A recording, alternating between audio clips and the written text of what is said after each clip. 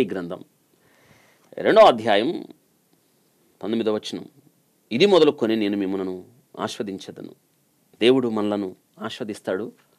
ఆశీర్వాదం ఏంటంటే ఆయన మనకు దేవుడుగా ఉండడం, రక్షణ పొందడం, క్రీస్తు ప్రభు బిడ్డలుగా అనగా నీతిమంతులుగా మనం ఉండడం. ఇదే ఆశీర్వాదం. యెహోవా మిమ్మును మర్చిపోలేదు, ఆయన ఆస్వాదిస్తాడు. పిన్నలనేమి పెద్దలనేమి తన యందు భయభక్తులు కలిగిన వారిని ఆయన ఆస్వాదిస్తాడు. దేవుడు మనలను ఆశీర్వదించే దేవుడుగా మనకు అనిపిస్తూ ఉన్నాడు. మనం ఆశీర్వదించబడాలి. ఎలా? ఆశీర్వాదం మనం పొందుకోవడానికి ఏం చేయాలి? క్రీస్తు ప్రభుకి మరింత సమీపంగా రావాలి. నీతిమంతునిగా ఉండినప్పుడు మనల్ని ఆశీర్వదిస్తాడు. సామెతల గ్రంథం 10:6లో నీతిమంతుని తల మీదికి ఆశీర్వాదము వచ్చును. 92వ కీర్తన 12వ వచనంలో నీతిమంతులు ఖర్జూర వృక్షం వలె మోవేయుదురు. నీతిమంతులుగా ఉండండి. నీతిమంతులు ఎవరు? బైబిల్ గ్రంథం చెప్తుంది. నీతిమంతులు లేడు, ఒక్కడు కూడా లేడు. అయితే మనం యేసుక్రీస్తు రక్తము ద్వారా కడగబడినప్పుడు, ఆయన యందు విశ్వాసం ఉంచినప్పుడు మనం నీతిమంతులుగా మార్చబడ్డాం. నీ తల మీదకి ఆశీర్వాదం వస్తుంది. ఆయన ఎడల మనమంట నమ్మకస్తులుగా ఉంటాయి. నమ్మకమైన వారికి దీవెనలు మెండుగా కలుగును. ఆశీర్వాదాలు, ఆ దీవెనలు కావాలంటే నమ్మకంగా బ్రతుకు. సామెతల గ్రంథం 28:20లో మనం ఎల్లప్పుడూ దేవునికి నమ్మకంగా బ్రతికినప్పుడు, అవును, మనం కనికరం కలిగి దయా దాక్షిణ్యాలతో మన జీవితాన్ని కొనసాగించినప్పుడు మనం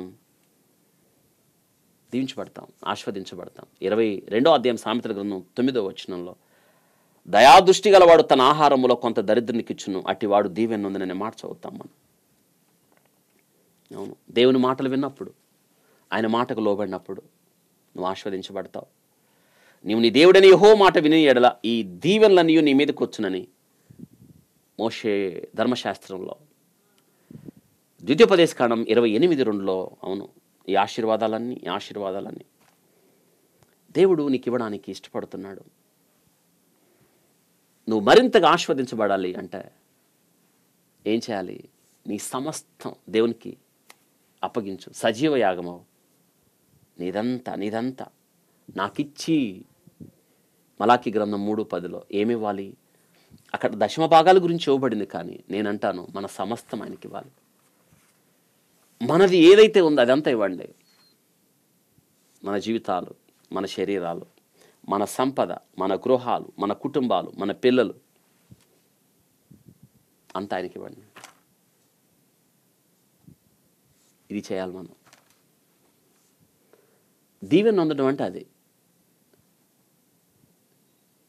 నీతిమంతులుగా మనల్ని మార్చిన దేవునికి మనం ఇవ్వద్దా? ఇది చేసినప్పుడు మనం ఆశీర్వదించబడతాం. ఆశీర్వదించబడడం అంటే మీకు అర్థమైంది కదా? ప్రభుతో కలిసి సహవాసం, ఇది ఆశీర్వాదం. దేవ స్వభావంలో పాలిభాగస్తులు అవుతాం, ఇది ఆశీర్వాదం. క్రీస్తును లోకానికి చూపిస్తాం, ఇది ఆశీర్వాదం. ఆయన గుణాతిశయాలు ప్రచురం చేస్తాం, ఇది ఆశీర్వాదం. ఆయన పిల్లలుగా పిలువబడతాం, ఇది ఆశీర్వాదం. ఇది మొదలుకొని మిమ్మల్ని ఆస్వాదిస్తానంటే అది. మనం ఏమనుకుంటామంటే ఆశీర్వాదం అంటే ఇళ్ళు, వాకిళ్ళు, స్థలాలు, పొలాలు, బ్యాంక్ బ్యాలెన్స్, బంగారం, కార్లు, పెద్ద ఉద్యోగాలు. ఇది కాదు. క్రీస్తును కలిగి జీవించడం, ఆయన కొరకు బ్రతకడం, ఆయనకి మనం ఇవ్వగలగడం, ప్రభు పరిచర్యలో మనం కొనసాగడం.